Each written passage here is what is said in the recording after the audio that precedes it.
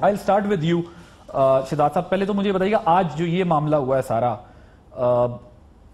آمدن سے زائد اثاثے نیب اہلکار حمزہ شہباز صاحب کو گرفتار کرنے 2 دن لگے رہے. اب حتمی طور پر 8 تاریخ پر یہ معاملہ چلا گیا ہے. بچ سکیں گے اس طرح کی چیزوں سے وہ گرفتاری سے؟ ان کو جو لگتا ہے کہ قانونی راستہ ہے میرے پاس، آپ مجھے اریسٹ نہیں کر سکتی، یہ ایکسرسائز کیوں کی ہے نیب نے؟ دیکھیے یہ جو معاملہ ہے یہ تو میرے خیال لاڈلوں کا معاملہ ہے، قانونی طور سے بچ جائیں گے. دیکھیے آج جس طرح سے 2 دن سے انہوں نے اپنی گرفتاری کے اندر رکھنا ڈالا اور اس کے بعد وہ بیٹھے ہوئے ہیں. ابھی میں دیکھ رہا تھا کہ وہ فرما رہے تھے ان کے کچھ حواری کہ جی وہ نیب کے اہلکار آئے، انہوں نے اپنا وارنٹ پیش کیا اور انہوں نے آگے سے دیکھ کے کہا حمزہ نے نہیں یہ میں نہیں ہے میرے پاس، تو میں اس کی انٹرپریٹیشن آپ غلط کر رہے ہیں. تو ملزمان نے انٹرپریٹیشن کرنی ہے اس ملک کے اندر کہ کون سا وارنٹ درست ہے اور کون سا وارنٹ درست نہیں ہے. اصل معاملہ یہ ہے کہ آپ نے اس چیز میں یہ دیکھنا ہے کہ ایشو ہے کیا. اب ان کے کیس میں دیکھ لیجئے یہ بڑا سنگین الزامات ہیں منی لانڈرنگ کے. اس کیس میں یہ اب صرف ایسٹس کا معاملہ نہیں رہا ہے. اس میں جو چیزیں پیش ہوئی ہیں، کل احتساب کی عدالت میں جو 2 ملزمان گرفتار ہوئے ہیں جنہیں پیش کیا گیا ہے، اس کے ریمانڈ لیتے ہوئے جو 4 صفاتی آرڈر آیا ہے، اس میں کافی ساری چیزیں عیاں ہیں کہ کس طرح سے ایک منی لانڈرنگ کی گئی تھرو فیک ٹی ٹیز، یعنی کہ یہ ٹیلی گرافک ٹرانسفرز جو ہوتے ہیں وہ فیک فکٹیشیس، یہ بالکل یہ جس طرح کا آپ کا یہ اومنی پارٹ 2 ہو گیا ہے وہاں پہ، بلکہ عدالت میں شاید اگر آپ اجازت دیں تو میں ذرا پڑھ کے سنا دوں. جی. اب یہ جو ظاہر ذرائع سے چیزیں سامنے آ رہی ہیں، نیب قومی احتساب بیورو نے کہا ہے کہ حمزہ شہباز کی منی لانڈرنگ کے حوالے سے ثبوت موجود ہیں.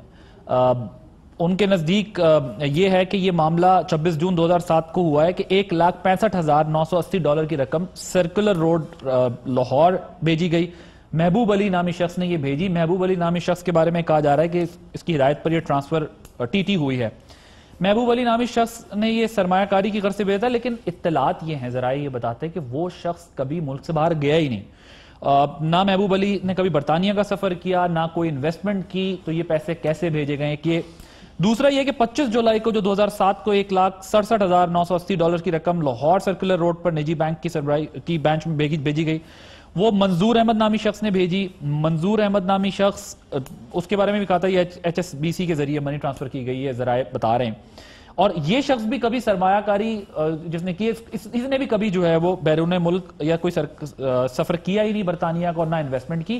تو یہ ان کے اکاؤنٹ میں پیسے کیسے ہیں؟ قانونی جنگ لڑیں، قانونی جنگ لڑ کے ثابت کریں کہ یہ سب کچھ جھوٹ ہے، غلط ہے آپ کے خلاف. لیکن راستہ اس طرح کا اختیار کرنا، کوئی کنفرنٹیشن ہو جاتی. اگر آپ نیب کے لوگوں کو روک رہے ہیں جو گرفتار کرنے آئے تھے، اگر وہاں کوئی انسانی جانوں کا نقصان ہو جاتا تو کیا ہوتا؟ گو ایٹ سر.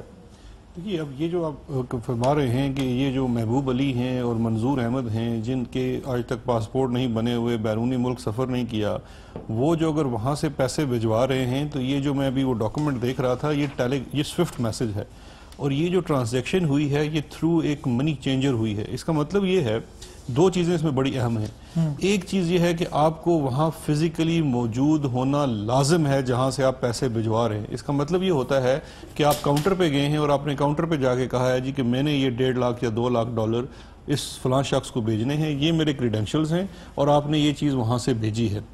تو اس کے لیے وہاں پہ اس شخص کا ہونا ضروری تھا. اب سوال جو پیدا کیا جا رہا ہے یہ کہ اگر اس کا ایک پاسپورٹ ہی نہیں بنا تو یہ برطانیہ سے کیسے اتنے پیسے بھیج رہا ہے، نمبر 1.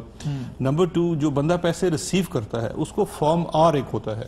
جب بھی آپ کوئی فورن ریمیٹنس ریسیو کرتے ہیں جس کا بینک اکاؤنٹ ہوتا ہے، اور یہ انڈیویجول بینک اکاؤنٹس میں پیسے آئے ہوئے ہیں کیونکہ اس پہ نام لکھا ہوا ہے حمزہ شہباز صاحب کا، تو آپ کے انڈیویجول اکاؤنٹ میں جب پیسے ریسیو ہوتے ہیں بزنس انویسٹمنٹ کے نام بزنس انویسٹمنٹ کے نام پہ، لیکن آپ اس کے اوپر فارم کے اوپر دستخط کرتے ہیں کہ یہ مجھے پیسے کہاں سے آئے، نام بتاتے ہیں، اس شخص سے اپنا ریلیشن بتاتے ہیں، آپ اسے جانتے ہیں، اور پھر یہ بتاتے ہیں یہ کسی بھی چیز سے مبرہ ہیں، کس میں کوئی منی لانڈری نہیں ہے، اور پھر آپ اس کے اوپر پرسنلی دستخط کرتے ہیں. اگر آپ یعنی کہ یہ ایک فارم R اس کے اندر پروف ہوگا کہ اگر حمزہ کے فارم یہ آپ پیمنٹ ریسیو کرنے کے ٹائم کی بات کر رہے ہیں، ظاہر آپ کو لکھ کے دینا ہوتا ہے، اس کے بغیر ٹرانسفر نہیں ہوتے، اس کے بغیر آپ کے اکاؤنٹ میں فورن ریمیٹنس جو ہے یا فورن ٹرانزیکشن ٹرانسفر نہیں ہوتی. ہاں ٹھیک، بالکل صحیح. یہ سب چیزیں ہوئی ہوں گی. اب سوال جو اٹھایا جا رہا ہے کہ اگر ایک شخص پاکستان سے باہر گیا ہی نہیں ہے تو وہ کیسے پیسے بھیج سکتا ہے، اور جو ان کی پروفائل سامنے آ رہی ہے. اس پر مزید بات کیجئے گا. مجھے ذرا یہ بتا دیں، میں پھر مصدق صاحب کی طرف میں نے جانا ہے کہ حمزہ شہباز صاحب کے جو قانونی مشیر ہیں، ان کے جو وکیل ہیں، وہ یہ کہتے ہیں نیب وارنٹ کو غیر قانونی قرار دے کے انہوں نے کہا کہ لاہور ہائی کورٹ کا فیصلہ موجود ہے، حمزہ شہباز کی گرفتاری 10 روز سے قبل انہیں آگاہ کرنا ہوگا. اس پر ذرا کامنٹ کر دیں، پھر میں ذرا مصدق صاحب کی طرف جاؤں۔ اس فیصلے کے جو 10 روز آگاہ کرنے کا فیصلہ ہے نومبر 2018 کا، اس فیصلے کے بعد اور بھی مختلف کیسز میں، نہ صرف ان کے کیسز میں، کچھ اور لوگوں کے کیسز میں لاہور ہائی کورٹ سے ہی اس قسم کے فیصلے آئے، جس میں انہوں نے یہ کہا کہ نیب کو اس شخص کو گرفتار کرنے سے 10 دن پہلے نوٹس دینا ہوگا تاکہ وہ اپنی پری اریسٹ کرا سکے۔